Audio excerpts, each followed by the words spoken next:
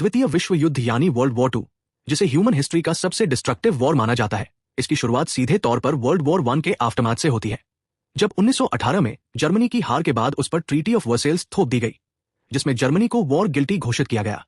भारी रिप्रेशंस लगाए गए, उसकी आर्मी लिमिट कर दी गई और एयरफोर्स तक रखने पर रोक लगा दी गई, जिससे जर्मन जनता के अंदर एंगर, ह्यूमिलिएशन और रिवेंज की भावना पैदा हुई। और इसी इकोनॉमिक कोलैप्स के बीच एक 920 में हाइपर इन्फ्लेशन और फिर 1929 की ग्रेट डिप्रेशन ने हालात और खराब कर दिए। इसी क्राइसिस से निकलकर एडॉल्फ हिटलर और उसकी नाजी पार्टी सामने आई, जिसने नेशनलिज्म, मिलिटरिज्म और फैसिस्ट आइडियोलॉजी के नाम पर जनता को कन्विंस किया कि जर्मनी को फिर से ग्रेट बनाया जा सकता है। 1933 में हिटलर चांसलर बना और 1934 में खुद को फुहरेर घोषित कर दिया। इसके बाद उसने डेमोक्रेसी खत्म कर एब्सोल्यूट पावर अपने हाथ में ले ली। सीक्रेटली जर्मनी का रिआर्ममेंट शुरू किया, एयरफोर्स बनाई, टैंक्स डेवलप किए और ट्रीटी ऑफ वर्सेल्स को ओपनली वायलेट किया। इसी दौरान इटली में बेनिटो मुसोलिनी और जापान में मिलिट्री गवर्नमेंट भी एक्सपेंशनिस्ट पॉलिसीज पर चल रहे थे। यूरोप में ब्रिटेन और फ्रांस ने हिटलर को रोकने के बजाय अपीसमेंट पॉलिसी अपनाई। 1938 में ऑस्ट्रिया का एंशलसिस हुआ और फिर म्यूनिक अग्रीमेंट के जरिए सुडेटेनलैंड हिटलर को दे दिया गया, जिससे हिटलर को क्लियर सिग्नल मिल गया कि उसे रोका नहीं जाएगा। इसी पैरेलल में एशिया में जापान ने 1931 में मैंचूरिया और 1937 में चाइना पर फुल स्केल इन्वेजन कर दिया। फिर 1939 में दुनिया उस वक्त शॉक में चली गई जब हिटलर और स्टालिन ने आइडियोलॉजिकल एनिमीज होने के बावजूद मोलोटोव-रिबेंट्रोप पैक्ट साइन किया, जिसमें पोलैंड को डिवाइड करने का सीक्रेट अग्रीमेंट था। और 1 सितंबर 1939 को जर्मनी ने पोलैंड पर अटैक कर दिया। ब्रिटेन और फ्रांस ने वॉर डिक्लेयर किया और यहीं से वर्ल्ड वॉर टू ऑफिशियली शुरू हो गया। शुरुआती फेज में जर्मनी ने ब्लिट्जक्रीग स्ट्रैटेजी के जरिए पोलैंड, नेदरलैंड्स, बेल्जियम और फ्रांस को क्विकली डिफीट कर दिया। 1940 में पेरिस गिर गया और यूरोप में जर्मनी ऑलमोस्ट अनबीटेबल लगने लगा।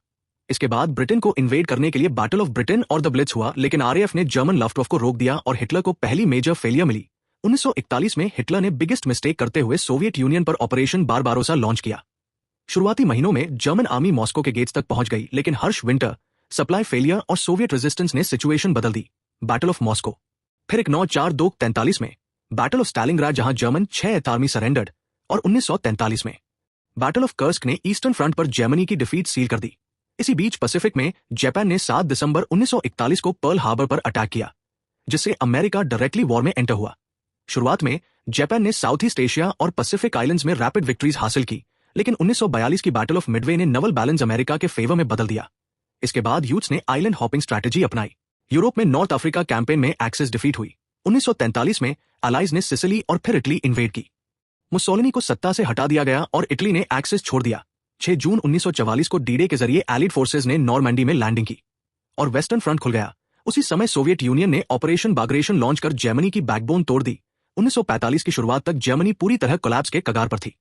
अप्रैल 1945 में रेड आर्मी ने बर्लिन कैप्चर किया। 30 अप्रैल को हिटलर ने सुइसाइड कर लिया और 8 मई 1945 को जर्मनी सरेंडर कर गया, जिसे वे डे कहा जाता है। लेकिन वॉर अभी खत्म नहीं हुआ था, क्योंकि पैसिफिक में जापान फाइट कर रहा था। मेनलैंड इन्वेजन में हैवी कैजुअलिटीज के डर से अमेरिका ने 6 अगस्त को हिरोशिमा और 9 अगस्त को नागासाकी पर एटॉमिक बॉम्ब्स गिराए। साथ ही सोवियत यूनियन ने मैंचूरिया में जापान पर अटैक किया।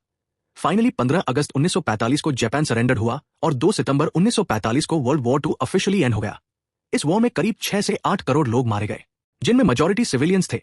हॉलोकॉस्ट में लगभग 60 लाख जूस की सिस्टमैटिक जेनोसाइड हुई और वॉर के बाद न्यूरेमबर्ग ट्रायल्स और टोक्यो ट्रायल्स के जरिए वॉर क्रिमिनल्स को पनिश किया गया। वर्ल्ड वॉर 2 ने modern world order, United Nations, cold war, technology, geopolitics और पावर बैलेंस सब कुछ बदल दिया। और इसी कॉम्प्लेक्स लेकिन फैसिनेटिंग हिस्ट्री को समझना आज भी जरूरी है, क्योंकि ये वॉर हमें सिखाता है कि अनचेक्ड पावर, एक्सट्रीम आइडियोलॉजी और अपीसमेंट कितनी बड़ी ग्लोबल डिजास्टर को जन्म दे सकते हैं। यही है वर्ल्ड वॉर 2 की कंप्लीट स्टोरी, जिसे आप हिस्ट्री विजन पर डीप एनालिसिस और कॉन्टेक्स्ट के साथ समझते हैं।